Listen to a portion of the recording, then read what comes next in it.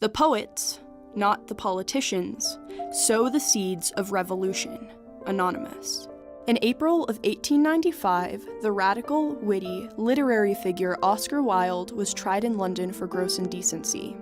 His trials exemplified the conflict gay men in Victorian London had to endure and set the stage for years of unjust compromise between the English government and homosexual men. As a result of Wilde's conflicted expression of his sexuality, this prompted his 2-year imprisonment, forcing him to compromise his beliefs. Yet 122 years later, there is still uncompromised conflict around the world concerning homosexuality, and Wilde has become a symbol for gay rights.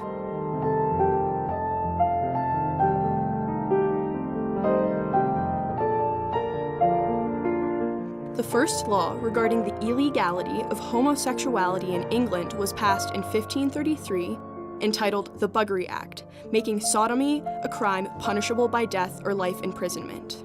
It was over 200 years later, in 1885 in Britain, that the Criminal Law Amendment Act of 1885 was passed, stating, "Any male person who in public or private commits any act of gross indecency shall be guilty of a misdemeanor, and being convicted thereof shall be liable at the discretion of the court to be imprisoned for any term not exceeding 2 years, with or without hard labor." These extensive laws compromised the rights of homosexual men in Victorian London and created much conflict which Oscar Wilde would experience throughout his life. Oscar Wilde was born on October 16, 1854, into an unconventional middle-class family. Wilde was raised by 2 successful parents, an ear doctor and an Irish nationalist poet. As a young man, Wilde attended Oxford, where he had some of his first experiences with men and was introduced to Greek philosophies such as appreciation of youthful physiques. Fresh from university in 1882, he embarked on a successful year-long lecture tour throughout America speaking on aesthetics. On his return to England in 1883, he was married to Constance Lloyd. After the birth of his 2 sons, Cyril and Vivian, he composed his scandalous novel, The Picture of Dorian Gray. The Scots Observer said that Dorian Gray dealt in matters only fitted for the Criminal Investigation Department. Then, in 1891, Wilde met Lord Alfred Bosie Douglas, beginning 4 inseparable years of publicly scorned romance. Conflict would shadow them as the Marquis of Queensberry, Bosie's father, detested their affair. Wilde's openness and constant dining with young men of lower classes led to gossip. Although it was expected for queer men to mask their identity, Oscar Wilde believed that he should be able to express himself in society. The Marquis, aware of the talk about Wilde's gallivanting with Bosie, flew into a rage against the 2 men. He left a calling card for Wilde on February 18, 1895, reading, "To Wilde, posing sodomite." Wilde was thoroughly insulted by this card and filed a criminal libel case against Queensberry, mostly influenced by Bosie, who wanted to see his father behind bars. On March 1, 1895, Wilde filed the libel case against the Marquis, and the next day, Queensberry was arrested. A month later, the conflict-plagued first trial of Oscar Wilde began. The New York Herald recalled events from the trial, writing, "Though it was the Marquis who was technically in the dock, it was quite evident it was his accuser who really stood on his defense before the world." In preparation for the trial, Queensberry hired detectives to collect information on past relations of Wilde. The suit backfired on him, and at 6 o'clock on the evening of April 6, 1895, Oscar Wilde was arrested under Section 11 of the Criminal Law Amendment Act and accused of gross indecency with other male persons. After Wilde's arrest, his source of revenue evaporated as his books were pulled from circulation, his plays were stopped, and all his priceless possessions were auctioned. He was bankrupt. This not only compromised his way of life, but it caused monetary conflict which would shadow him. The Westminster Gazette noted, "The feeling in London against Wilde is very strong." Other newspapers titled Wilde and his crime as offenses so abominable they cannot be mentioned. The second trial of Oscar Wilde began on April 26, 1895.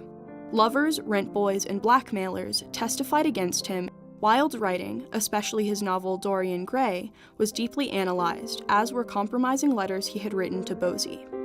In response to a line Bosie had written reading, "The love that dare not speak its name," Wilde broke into an eloquent speech saying, "It is in this century misunderstood, so much misunderstood, that it may be described as the love that dare not speak its name, and on account of it I am placed where I am now." This outburst gathered applause from those watching the trial. On May 20th, the third and final trial began. Wilde looked greatly fatigued and really ill. His hair was ruffled and his general appearance indicated carelessness, the New York Times wrote. Despite his friends' many pleas for him to flee the country, he refused to compromise his beliefs. After much contemplation, the jury declared Wilde guilty. The judge ended the trial with, "It is the worst case I have ever tried. The sentence of the court is that you be imprisoned and kept to hard labor for 2 years." In his first months of prison, Wilde was forced into a compromising silence. Every day, he was subjected to 6 hours on the treadmill, a device used to break the spirits of prisoners. He suffered from poor prison conditions, insomnia, dysentery, and inadequate medical care. Then, in late 1895, Wilde fell when he was forced from bed, injuring his ear and further compromising his health. Feeling empathy for Wilde's condition, the prison commissioner allowed Wilde reading and writing materials, and he began composing his letter, De Profundis, to Bosie. Across the globe, some took notice of the injustice Wilde had faced.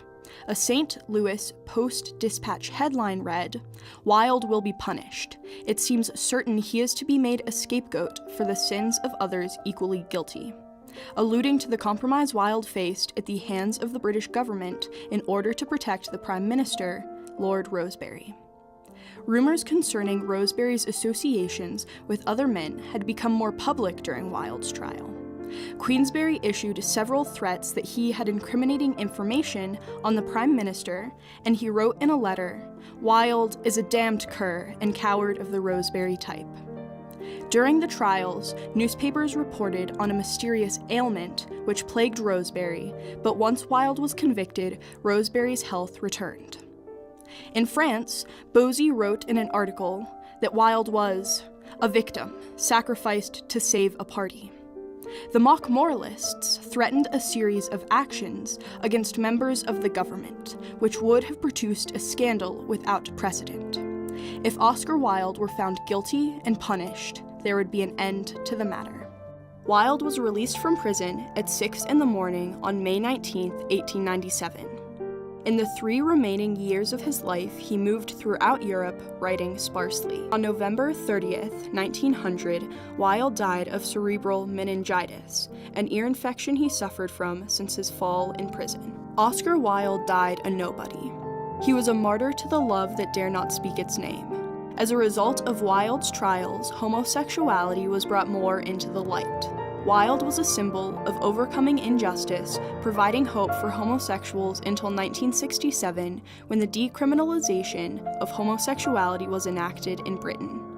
It wasn't until 2013, though, when Parliament passed the Marriage, Same-Sex Couples Act, making gay marriage legal in the UK. In America, however, it wasn't until 2015 that same-sex marriage was made legal under virtues of the 14th Amendment after the Obergefell v. Hodges Supreme Court case. Wilde began a movement of gay rights. Yet during the years following his death, gay people would continue to face the conflict stirred by their sexuality and be forced to compromise their beliefs. While there has been compromise made in the name of gay rights, there is still conflict plaguing homosexuality around the world. Wilde's letters reflecting on the gruesome prison conditions caused prison reform. And I myself think that the poem, The Ballad of Reading Gaol, that he published when he came out of prison, I think that poem did a lot to cement in people's minds the need to change the prison system. Wilde's writing fostered a new era of modernism. Oscar Wilde overcame the adversities of his conflicting trials and the damaging compromise of his imprisonment, and was a changemaker, stirring a new generation of gay men to stand proudly in their sexuality. Yes, I have no doubt we shall win, but the road is long and red with monstrous martyrdoms. Oscar Wilde.